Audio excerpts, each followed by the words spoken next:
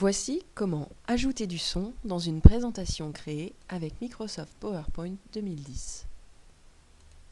Je me place sur la diapositive où je souhaite ajouter le son. Dans le menu Insertion, Groupe Média, je clique sous l'icône Audio. Je peux ajouter du son de trois façons. Tout d'abord avec un fichier audio, c'est-à-dire un fichier audio existant que j'ai enregistré auparavant. Je peux également ajouter un clipart audio. C'est un fichier son présent dans mon logiciel PowerPoint, tel que des applaudissements ou une sonnerie de téléphone. Je peux également ajouter un fichier audio que j'aurai enregistré directement dans mon logiciel PowerPoint. Nous allons voir comment créer un fichier audio afin de l'ajouter ensuite à ma diapositive. Vous pouvez créer un fichier audio à partir du magnétophone présent dans les accessoires de votre ordinateur. J'enregistre en appuyant sur le rond rouge.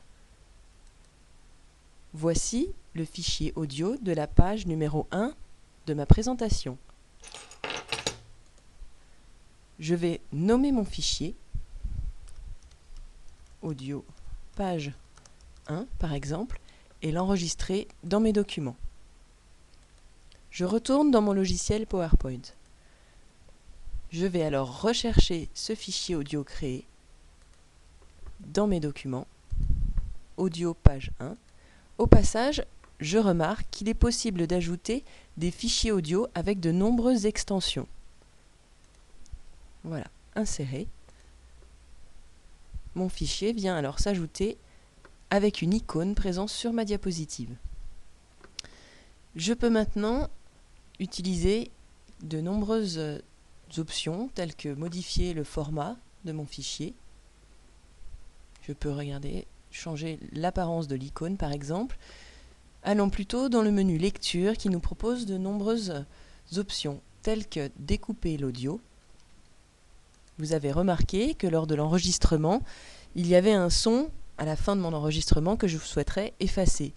Ceci est possible. Vous avez ici la bande de l'enregistrement audio. Nous allons l'écouter ensemble.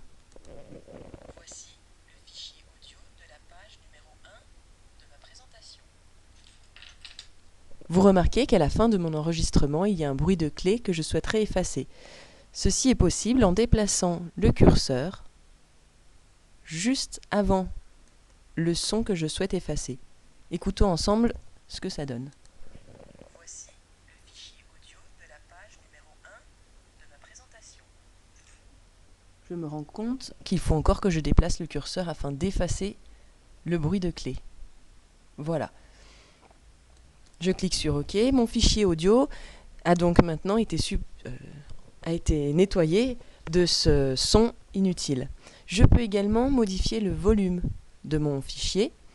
Ces deux options me permettent d'éviter d'utiliser un logiciel externe tel que Audacity pour modifier mon fichier. Je peux également choisir la façon dont mon fichier son sera lu. Il peut être lu en l'actionnant par un clic, il peut être lu automatiquement au démarrage de ma diapositive, ou alors je peux choisir de l'exécuter sur toutes les diapositives. Je peux également choisir de masquer l'icône de mon fichier son lorsque la présentation se déroule. Je vous remercie de votre attention.